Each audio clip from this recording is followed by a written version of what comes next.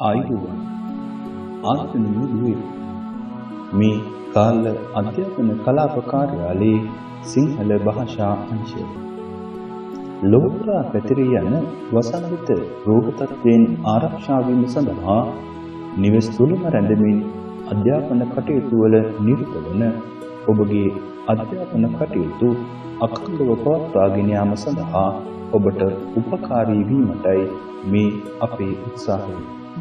අද දවසේ අප සාකච්ඡා කිරීමට බලාපොරොත්තු වන්නේ 10-11 ශ්‍රේණි සඳහා නියමිත සාහිත්‍ය සංග්‍රහයේ එන තුන්වන පාඩම වන හානාහිය පානා අඳුරෙන් දැනේ පාඩමේ අන්තර්ගතය.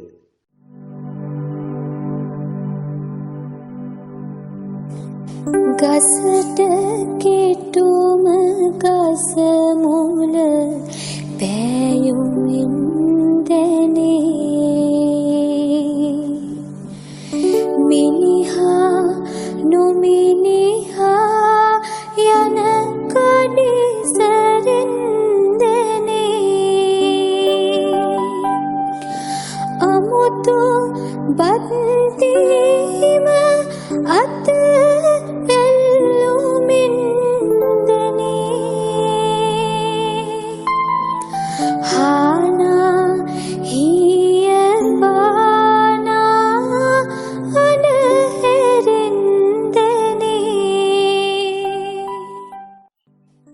ජීවත් වෙන්නේ සමාජයක. ජීවත් වෙන්නේ හුදකලාව නෙවෙයි. ඒ නිසා සමාජයේ සෙසු සමාජිකයන්ගේ ගති ලක්ෂණ ස්වභාවයන් හඳුනාගෙන ජීවත් වීම ඉතාම වැදගත්. කවිය අපිට මේ කවියෙන් ලබා දෙන උපදේශය තමයි සමාජයක ජීවත් වෙද්දී ඒ වෙසෙන මිනිසුන්ගේ ක්‍රියාව, ගමන, ඉඟිය, කතාව මේ වගේ දේවල් පිළිබඳව ගැඹුරින් නිරීක්ෂණය කරලා ඒ අය හඳුනා ගන්න උත්සාහ කරන්න ඕනේ. ඒ වුණොත් තමයි අපිට සමාජයේ ජීවත් වෙන්න පහසු. අපි අරගෙන බලමු මේ උපදේශ කොහොමද කවියා තහවුරු කරන්නේ කියලා. පළවෙනි පදයේ කියනවා ගසට කෙටුම ගස මුල පෑයුමින් දැනේ. පෑයුම. මේ පෑයුම කියලා කියන්නේ පෑයීම. ගහ කපන්න එන පුද්ගලයෙක් ඔව් අරගෙන එන කැත්ත එහෙම නැත්නම් පොරව පාවිච්චි කරලා කපන්න බලාපොරොත්තු වෙන ගහ වටේ තියෙන පුංචි පුංචි ගස් ඉස්සෙල්ලා පෑහ ගන්න. හේතුව තමයි කැත්ත එහෙම නැත්නම් පොරව ඒ වායේ පැටලිලා Tamanට තුවාල සිද්ධ වෙන්න පුළුවන්. අපිට පැහැදිලි ගහ කපන්න එන පුද්ගලයා ඒ සඳහා පළපුරුදු පුද්ගලයෙක්ද එහෙමත් නැත්නම් ඔහු ඒ සඳහා ආධුනිකයෙක්ද කියන එක අපිට තේරුම් ගන්න පුළුවන් ඔහුගේ මේ චර්යාව දිහා නිරීක්ෂණය කරලා. ඊළඟ පදයෙන් කවි අපිට කියනවා මිනිහා නොමිනිහා යන කඩිසරින් දැනේ. යන කඩිසර මේ ගමන දිහා බලලා අපිට කියන්න පුළුවන් ඒ පුද්ගලයා යහපත් පුද්ගලයෙක්ද අයහපත් පුද්ගලයෙක්ද කඩිසර පුද්ගලයෙක්ද අලසයෙක්ද මේ වගේ දේවල්. තුන්වෙනි පදයේ කවි අපිට කියනවා අමුතු බද්දීම අත ඇල්ලුමින් දැනේ. මොකද මේ අත ඇල්ලුම? මොකද මේ අමුතු බද්දීම? බත් දෙනවා කියන්නේ සංග්‍රහ කරනවා. ගැමි නිවසකට කවුරු හරි ආවම ඒ නිවසේ සංග්‍රහය සඳහා සූදානමක් තියෙනවා නම් අමුත්තාගේ අල්ලගත්තේ අතේ මේ වලලුක. ඒ අල්ලගත්තාම අමුත්තට ගැලවිලා යන්න විදියක් නැහැ. ඔහු සංග්‍රහය සඳහා යා යුතුයි. එදා දවසේ නිවසේ සංග්‍රහයට සූදානමක් නැත්නම් ඒ පුද්ගලයා අල්ලගත්තේ වැලමිට. වැලමිටෙන් අල්ලගත්තාම අත දිගාරනකොට අත ඉස්සලා ගැලවිලා යනවා. ඒකට කෙලින්ම කිව්වේ නෑ අද දවසේ අපිට ඔබට සංග්‍රහ කරන්න හැකියාවක් නැහැ කියලා. කොයි ඉංගියෙන් කිව්වේ? ගැමියා බොහෝ දේවල් කිව්වේ ඉංගියෙන්. තමන්ගේ නොහැකියාවන් ප්‍රසිද්ධියේ ප්‍රකාශ කළේ නැහැ. ඒක ඉංගියෙන් අන් අයට ඇඟිලි. එතකොට අමුත්ත තේරුම් ගන්නවා අද දවසේ මේ ගෙදර මට සංග්‍රහයට සූදානමක් නැහැ. ඔහු හිත නොරිදෙන විදියට දෙදෙනාගේම ගෞරවයට හානියක් නොවන විදියට මේ දේ සංවේදනය කරනවා. ඊළඟට අවසාන හානාහිය පානා අඳුරින්ද අඳුර කුඹුරේදී ගවයන් දිරිමත් කිරීම සඳහා නගන හඬට අපි කියනවා අඳුර පෑන. එතකොට කුඹුරේ සීසාත් අඳුර පාන හඬට අහුම්කන් දීමෙන් අපිට කියන්න පුළුවන් මේ කුඹුරේ අද සීසාන්නේ පළපුරුදු පුද්ගලයෙක්ද ආධුනිකයෙක්. ඒ අපිට පුද්ගලයා හඳුනා ගන්න කියලා කිව්වේ කතාව. එනම් කවියා අපිට පද 4දී උපදේශ 4ක් දුන්නා, උදාහරණ 4ක් දුන්නා මිනිස්සු හඳුනාගන්නේ කොහොමද කියලා. එතකොට කවියා බොහොම ලස්සනට තමන්ගේ උපදේශ උදාහරණ ඇසුරෙන් ඉදිරිපත් කරන අතරේ කාව්‍ය අලංකාර කීපයක්ම මේක දෙනවා. ඒ නිසා මේ ආරක්ෂා වෙනවා සෑම පදයකම අගට. ඒතර කවියා තමන්ගේ අර්ථය තාම රසවත්ව ප්‍රකාශ කරන්න ඕන නිසා අලංකාරයක් පාවිච්චි කළේ තමයි ඉල්සා. අපිට පැහැදිලි මේ කවිය තුල අන්තර්ගත උපදේශය සහ අලංකාර මොනවාද කියන එක භාවිත කරමු. අපි අහමු ඊළඟ කවිය.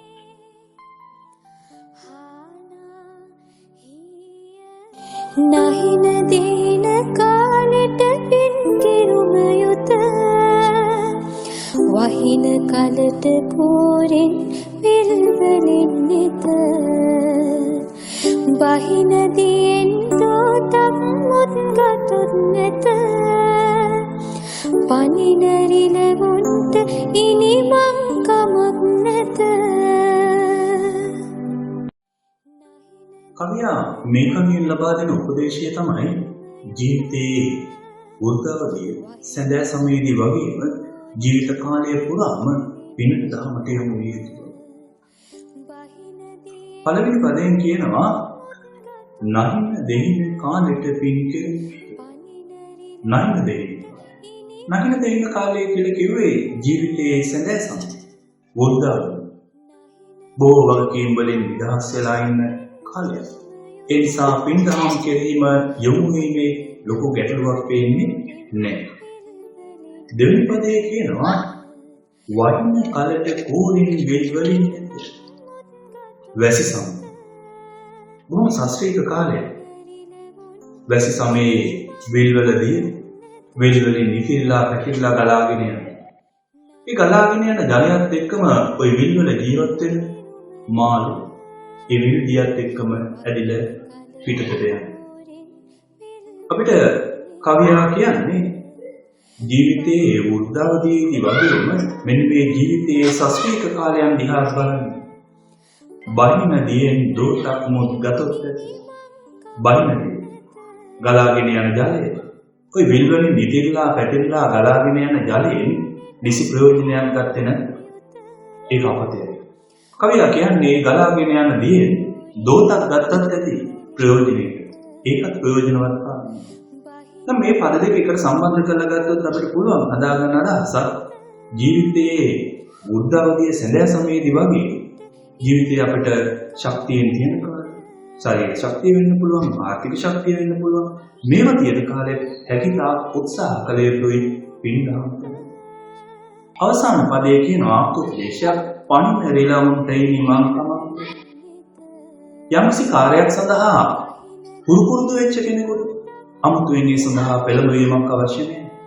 කවියා මේ කියන්නේ පිළිගම් කිරීම සඳහා යොමු හිත පුරුද්දක් තියෙන කෙනෙකුට ජීවිත කාලය පුරා ඒ සඳහා කැප වෙන්න යොමු වෙන්න පුළුවන් අමුතුවෙන් විශේෂයෙන් මහන්සි වෙන්න ඕමනාවක් නැහැ.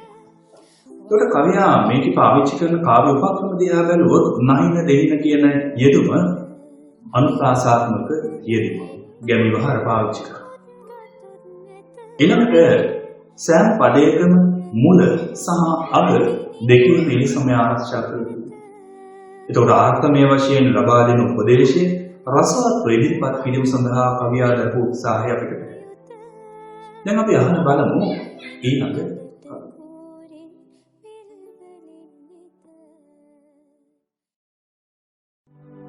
වරද පෙනෙන තරමට වැරදුනා නොවේ වරද ඇතත්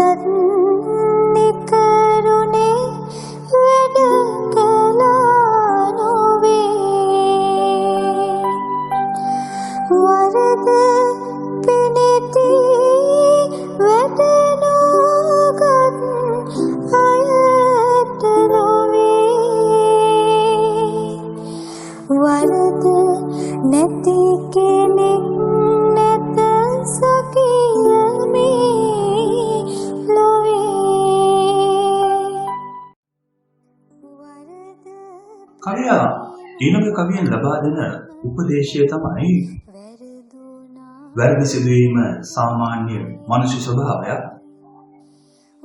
ඒ පිළිබඳව උපේක්ෂා සහගතව කටයුතු කිරීම ඊටත් වඩා මානුෂීය ගුණධර්මයක්.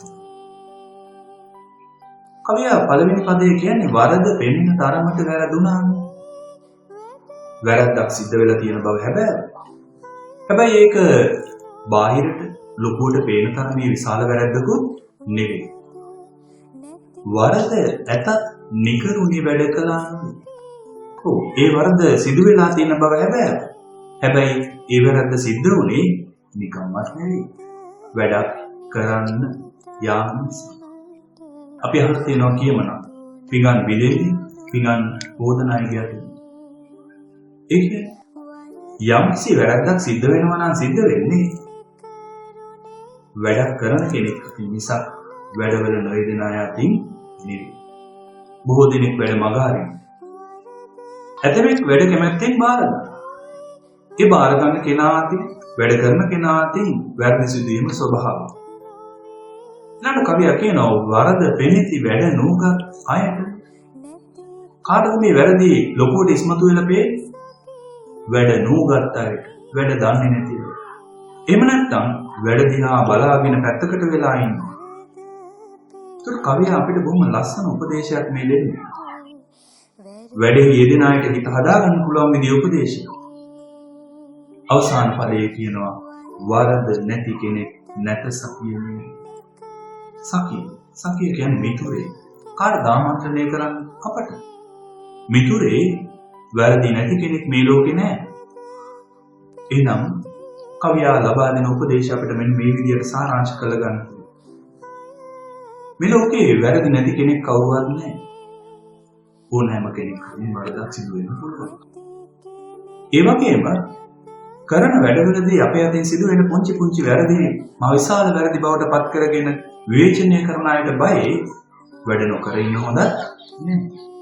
කොහොම ලස්සන උපදේශයක් කාව්‍ය අලංකාර වලින් සරසලා අපිට ඉදිරිපත්. සෑම පදයකම මුල සහ අග එලිසමය ආරක්ෂා කරගන්න. අපිට ලබා දෙන උපදේශය නිකම්ම කිව්වේ නෑ. ලස්සනට කාව්‍ය අලංකාර වලින් සරසලා ඉදිරිපත් කරන කවියා සමත් වෙලා තියෙනවා. අපි අහමු ඊළඟ කවිය.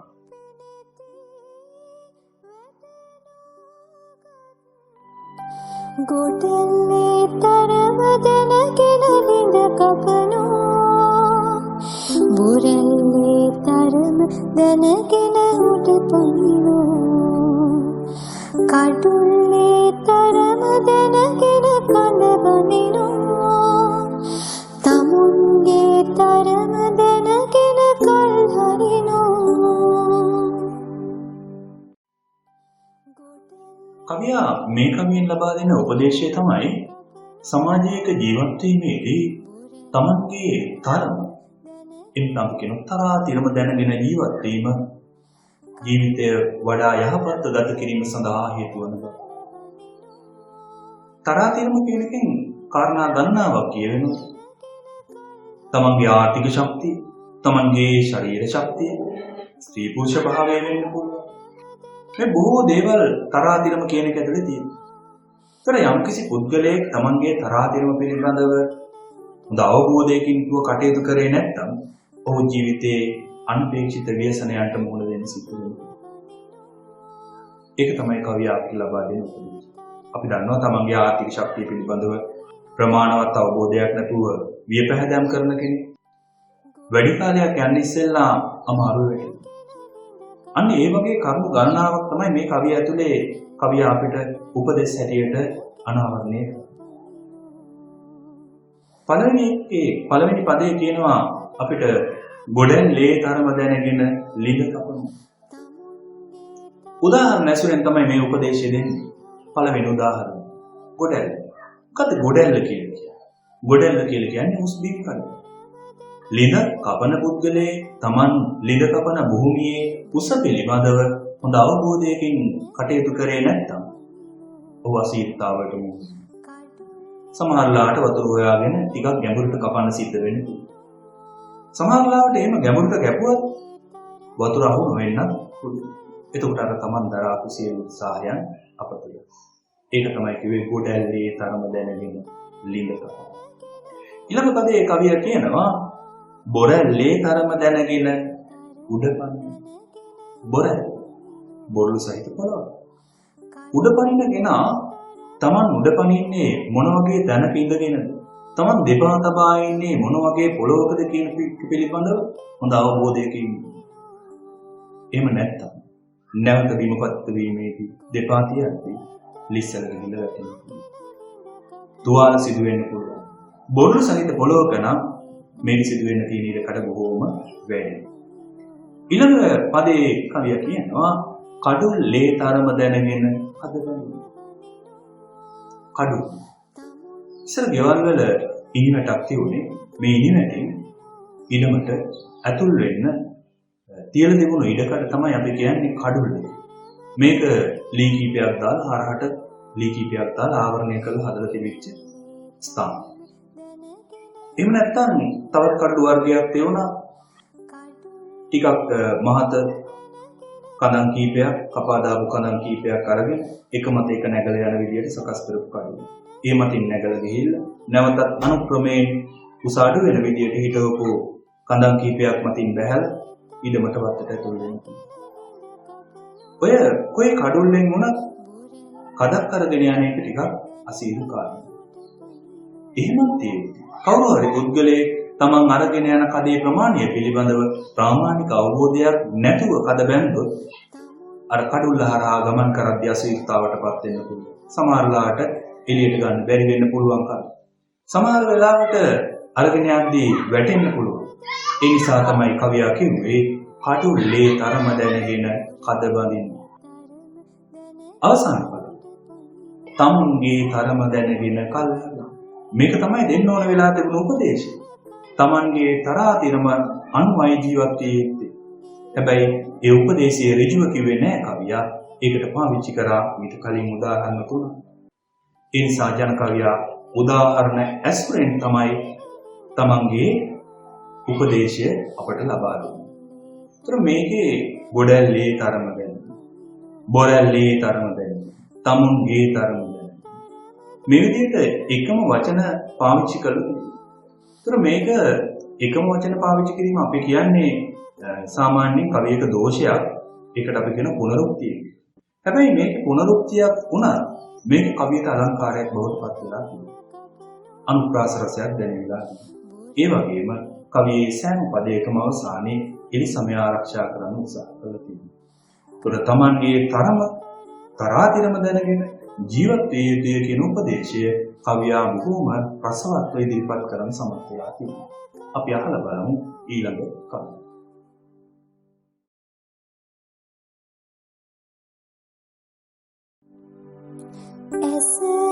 ඇසනැතිදා පොත ගත්තේ කියන්ටද දත නැතිදා උක්දඩුගෙන තපෙන්ටද වෙර නැතිදා ගාගත්තේ දින්නටද යුත ඇතිදා නැති කඟ කුස් කොටන්ටද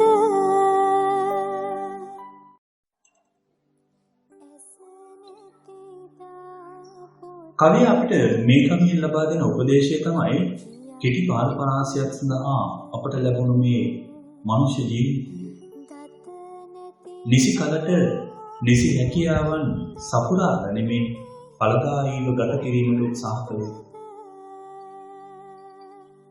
ඊටම කෙටි ජීවත් වෙන්නේ. ඒ කෙටි කාල පරාසය තුළ තමන්ගේ ශක්තියින් හැකියාවන් එක් එක් කාල පරාසයන් තුළ උපයා ගන්න සපයා ගන්න අපි සූදානම් වෙන්න ඕන.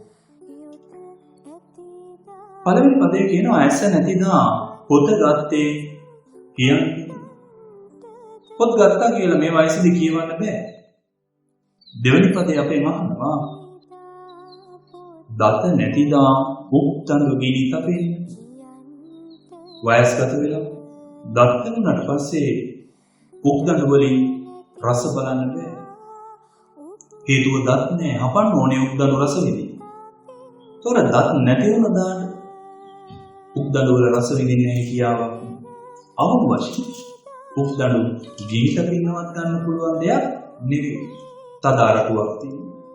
හොඳ රසණය දනවන ලීයක් නෙවෙයි උක්තඬු කියන්නේ. ගිනි තිබුණා දැවිලා ඊටාම ඉක්මනින් නළු වෙනවා. එතකොට වයස්ගත වුණාට පස්සේ අඩුම ගානේ උක්තඬු ගිනි තපින්නවත් ප්‍රයෝජනෙට ගන්න. ඊළඟට කවි ආපෙන් අහනවා වෙර නැතිදා ගහක් තේ දිනත් වෙර ශරීරයේ ශක්තිය. මේ ශරීර ශක්තිය නැති වෙච්ච දවසට සටන් කළා කියලා දිනන්න හැකියාවක් නෑ. ඊට වඩා ශක්තිය සම්පන්න ජවයේදී තරුණ බිහි වෙලා ඉන්න නිසා වයස්ගත වෙච්ච සටන් කළා කියලා දිනන්න හැකියාවක්. ඒ නිසා කවියා අපෙන් මේ සියලු දේවල් කැටි කරලා අවසානයේ ආත්මෝපදේශයක් ඇතුළට ගෙනල්ලා තියෙනවා. යුද්ධ ඇතිදා නැති කඩුව කොස්. අපි අහලා තියෙනවා යුද්ධෙට නැති කඩුව කොස් කොටන්නද කියලා. එතකොට මේ කවියා මුලින් සපයපු උදාහරණ තුනේ අන්තර්ගතය අවසාන පදයේදී එකම අරුතක් බවට පත් කරමින් ආත්මෝපදේශයක් වලට කෙරෙනවා. ඒ තමයි යුද්ධ ඇතිදා නැති කඩුව කොස් කොටන්න. ඒතර අපිට පැහැදිලි කවියා තමන් ලබා දෙන උපදේශය උදාහරණ ආත්මෝපදේශ ආදී යොදමින් තහවුරු කරන්න ගන්න බෑ. ඒ වගේම කවියා පාවිච්චි කරනවා කාව්‍ය අලංකාර. ඒ තමයි පදයේ මුල, ඒ වගේම පදයේ අග. සෑම පදයකම ඉරි සමය ආරක්ෂා කරන්න කටයුතු කළා තියෙනවා. බොහොම රසවත් කවියා ලස්සන උපදේශයක් ජීවිත කාලය පුරාකට වැදගත් වෙන උපදේශයක් තමයි කවියා මේ තුළ අන්තර්ගත කරලා තියෙන්නේ. අපි අහලා බලමු ඊළඟ කවිය.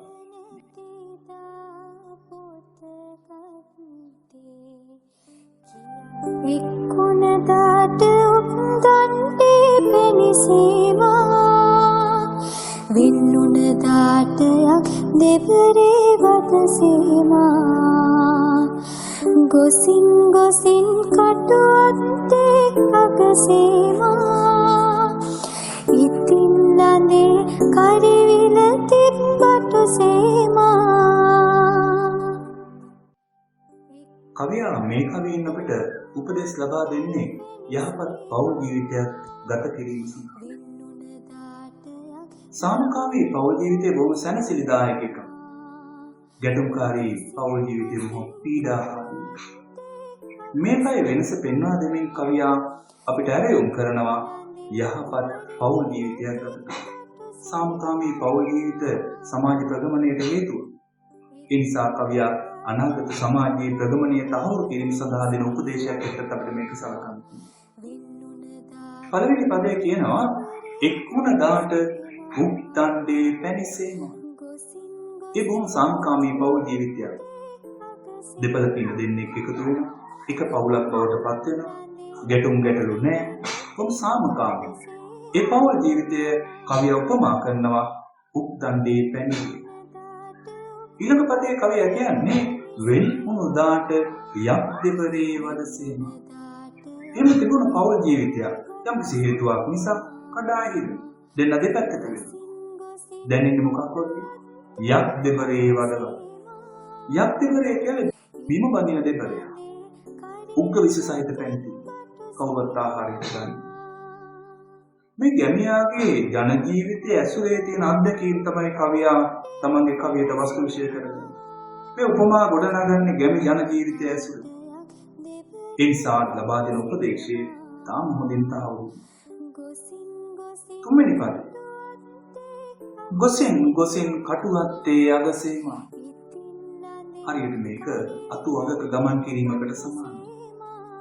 තාම අසීරුයි අත්තක අග ගමන් කිරීම. සමබරතාව තියාගෙන යන්න බෑ. එහෙම ගමනක් යද්දී ඒ අත්තේ කටු තිබුණා. ඒ ගමන තවත් අසීරුයි. ඒ වගේම මේ කවියෝ සරලව කවි කියනවා අපි කියනවා. ජන කවිය තුළ තියෙන අව්‍යංගය. මේ කටුවලින් සංකේතවත් කරන්නේ බිඳුණු පෞල් ජීවිතයක සමාජිකයන්ට සමාජයෙන් ඉල්ල වෙන අපවාද. ඔවුන් බැහැ සමාජයට යනකොට සමාජයේ අය යම් යම් දේවල් කියනවා. ඔවුන්ට ඇනුම් පද කියනවා. ඒ වයින් සිත් රිදෙනවා. ඒ සිත් රිදීම තමයි කවියා මේ කටුවලින් සංකේතවත්. ඊළඟ අවසාන පදේ කවියා කියනවා ඉතින් ළඳේ කරිවිල තිබ්බට සීම. නැවතත් උපමා හතරක් කවිය. අවසාන උපමාවේ කරිවිල තිබ්බට ගන්න. තිත්ත රස ටික මේ පදේ ආමන්ත්‍රණය කරන ඉතින් ළඳේ කියන කාන්තාව. මේ ගැටුම් තියෙන අඩදබර තියෙන පෞල් ජීවිතය හරියට කරිවිල තිබ්බට වගේ තිත්ත. මේ උපමා හතරේ කියන කාරණා බොහොම පැහැදිලි තහවුරුයි ගැමියන්ගේ ජීවිතය හා බැඳුණු අත්දැකීම් ඇසුරෙන් සකස් කරගත් උපමානස්. ඉතින් ළඳේ කියලා කාන්තාවන්ට විශේෂයෙන්ම ආමන්ත්‍රණය කරා කියලා අපි හිතන්නේ ඔය ගැමි කාන්තාව දන්නවා කරිවිල තිබ්බටු ආදී තියෙන ඉෂ්කරස නැති කරලා බොහොම රසවත් ආහාරයක් බවට පත් කරගන්නා නිසා. එහෙනම් විවාහ ජීවිතයේ යම් යම් ගැටලු ඇති වුණා. නීරසතෙන් ලැබුණාට අර කරිවිල තිබ්බට රසවත් කරනවා වගේම ජීවිතය වඩා රසවත් කරගෙන ගමන් කිරීමේ වැඩි වගකීම කවියා පවරනවා කාන්තාව. උපමා හතරක් ඇසුරෙන් ගෘහ ජීවිතය සාර්ථකව පවත්වාගෙන යන්න අවශ්‍ය උපදෙස් කවියා දුන්නා. අපි අහලා බලමු ඊළඟ කවිය.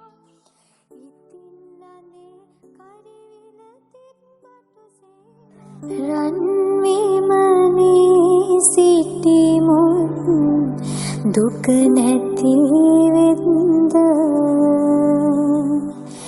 පැනිමේ කැමුත් බඩගිනි නැද්ද මිනි බරණින් සතුමුත් ගත නොදිරන්ද පැනිවරකා ගසටත් එන නොවදින්ද. කවියා මේ කවියෙන් ලබා දෙන උපදේශය තමයි සමාජයේ ජීවත් වෙන ඕනෑම තරාතිරමක අයෙකුට නොසිතූ අවස්ථාවක එළඹෙන ව්‍යසනයන්ට මුහුණ දෙන්න සිදු වෙනවා. ඒ නිසා මේ කෙටි ජීවිත කාලය බොහොම යහපත් බොහොම නියතමානීව ගත කරන්න කියන උපදේශය තමයි කවියා මේ තුල අන්තර්ගත. කවියා ජීවන තක්සලා ඇසුරේ ලබාපු දැනීම ජන කවියා පොතපතෙන් බොහෝ දේ උගත් කෙනෙක් නෙවෙයි. ඉහළට ඉගෙන ගන්නව කෙනෙක් නෙවෙයි. ඔව් බොහෝ දේ ඉගෙන ගත්තේ තමන්ගේ ජීවන තක්සලාවෙන් ජීවත් වීම නැමැති පාසල. මේ උපදෙස් දෙන්නේ එසේ උගත් දැනුම. පළවෙනි පදේ රන් විමනේ සිටිමු දුක නැති වෙද්දී. ස්වර්ණ විමාන වල ජීවත් වෙන්නේ ඉසුරුමතු ධනවතු. ස්වර්ණ විමානයක ජීවත් වුණාය කියලා දුක සම්පූර්ණයෙන් නැති කරන්න හැකියාවක් නැහැ අය. පැණි මීයේ කෑමුත් බඩගිනි නැද්ද? මීපැණි බොහොම රසවත් ආහාර. මීපැණි අනුභව කළාය කියලා මුළු ජීවිත කාලය නැවත නැවත බඩගින්න ඇති වෙන එකකින් ගැලවෙන්න මිදෙන්න හැකියාවක් නැහැ. රසවත් ආහාරයක් බව හැබැයි.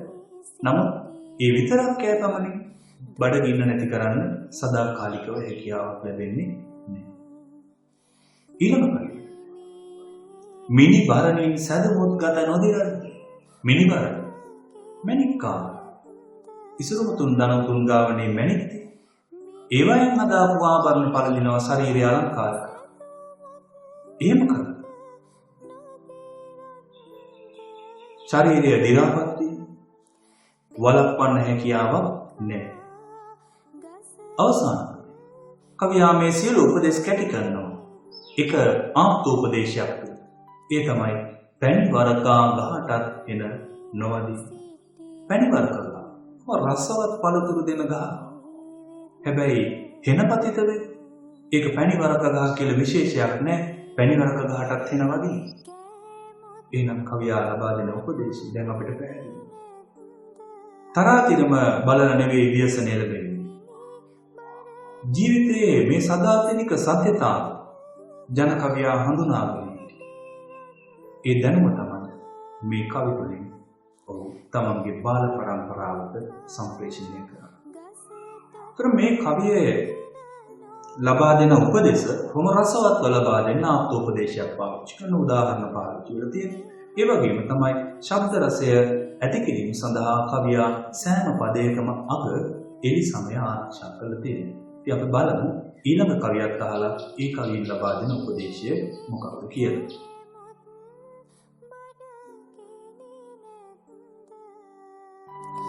අඳුරු කරුවනේ පඳුරට මුවා වෙලා විදුලි එළිය දැක ගිනි උලදීලා අනුන්‍යයන් දැක තවරියට තලතලා දුවන මුවන් දැක නොදමන් නිරුව පලා. කවියා මේ කවියෙන් ලබා දෙන්නේ උපදේශය. ජන ජීවිතය බොහොම යහපත්ව ගත කරන්න, පෞල් ජීවිතය බොහොම යහපත්ව ගත කරන්න, කුටුම්බ ජීවිතය ඉතාම සාර්ථකව ගත කරන්න අවශ්‍යයි. කවියා මේ උපදේශ ඍජුව කියන්නේ නැහැ. උපදේශ ලබා දෙන්නේ උදාහරණ ඇසුරින්. මේ කවිය බොහොම රසවත් උපදේශයක් අන්තර්ගතයි. අපි මේ යම්කිසි පුද්ගලයෙක් අන්ධකාර කරවලේ ගමන ඒ ගමන් කරද්දී එකවරම අහසේ විදුලි එළියක් අපි දන්නවා අහසේ විදුලි එළියක් නැගෙන්නේ. ඒ විදුලි එළිය ආලෝකයෙන් හාත්පස ඒක ආලෝකය. ඒ සියල්ල බොහොම පැහැදිලිව පේනවා.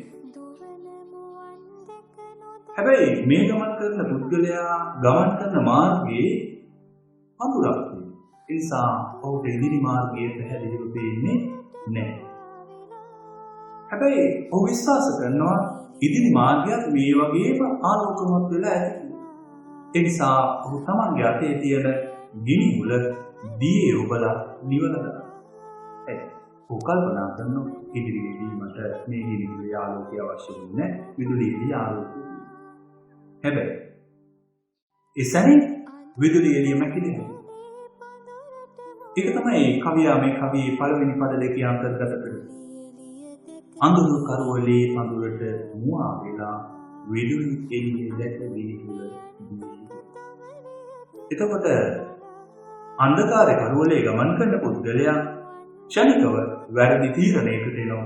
ඒ ඇවිල්ලා තමන්ගේ ආලෝකයේදී තමන්ට ආලෝකයේදී පුගිනි උල වතුරේ ඔබලා නිවන. තුන්වෙනි පදේ එනවා කවියට අවශ්‍ය තැන. ඒ තමයි අනුන් ලියන් දැක තමලියට. අන්සතු කාන්තාවන් දැකලා තමන්ගේ බිරිඳට තලන පෙළන පීඩා කරන මිනිස්සු. කවුරුගේ? අර කලින් පද දෙකේ කියන්නේ. අවසාන කවියා නැවත ආත්මෝපදේශයකින් තමන්ගේ උපදෙස තහවුරු කරනවා. ඒ තමයි දුවන මුවන් දැක නොදමන් නිරුව. දුවන මුවන් දැක උන් දාස උන් අල්ලගන්න හිතාල පසුපස දුවන්නේ තමන් නෙලාගෙන අතේ දරාගෙන ඉඳපු පලාමිටිය විනනවා. විසිරලා පලාමිටියක් මුවාලගෙන ඉඳලා. ඒ වගේ තමයි අන් සතු කාන්තාවන්ට ලොල් වෙලා ඔවුන් පසුපස යන ඔවුන් ප්‍රාර්ථනා කරන කිසිදු අවසාන ඔවුන්ට අන්සතු දෙන්නත් නැති. තමන්ගේ විඳත් හරියට අන්ධකාර කරවලේ ගමන් කරන පුද්ගලයා ගිනි උල දියේ ඔබලා නිවාදන. දියේ ඔබ ගිනි උල නැවත දල්වන්න අපහසුයි. දියේ ඉරුවට පස්සේ නැවත දල්වන්න බෑ වතුර ගතිය නිසා. ඒ වගේ තමයි හිතවල කහට බැලෙන නැවත පෞල් ජීවිතයේ පෙර වගේ ගමන් කරන්නේ නැහැ. ඒක තමයි කවියා මේ කවිය තුළ ලබා දීපු උපදේශය. ජීවිතයේ බොහෝම වටිනා දෙන උපදේශයක්. ඉතාම සංයමයෙන් යුතුව ලබා දීම තමයි මේ කවිය වඩා වැදගත්. ජන කවියේ ලක්ෂණ වලට අනුරූප වෙමින් තමයි මේ උපදේශාත්මක ජන කවි සියල්ලම වගේ ඉදිරිපත් කළ දෙමු. සරල බව, සංසුද්ධ බව, ගැමි බස, ගැමි උදාහරණ, ගැමි උපමා, ඊළඟට සංයමය මේ සියල්ල මේ ජන කවි 8 ඇතුලේ අපි දැක්කා. එතකොට මේ කවියට විභාගයට විතරක් නෙවෙයි අපේ මුළු ජීවිත කාලයටම වැදගත් වෙන උපදේශ සමුදායක් සපයන කවි. ඒ නිසා මේ කවි ටික පාඩම් කරගන්න. මේකේ අර්ථය මේ කියලා දීපු විදිහට සහ ඔබට තවත් හිතෙන්න පුළුවන් මේ කවි තුළ අන්තර්ගත දේවල්. ඒවත් එකතු කරගෙන අධ්‍යයනය කරලා ඔබේ අධ්‍යාපන කටයුතු සාර්ථක කරගන්න කියලා ඉල්ලීම් කරමින් අදට පාඩම අවසන් කරනවා. ආයුබෝවන්.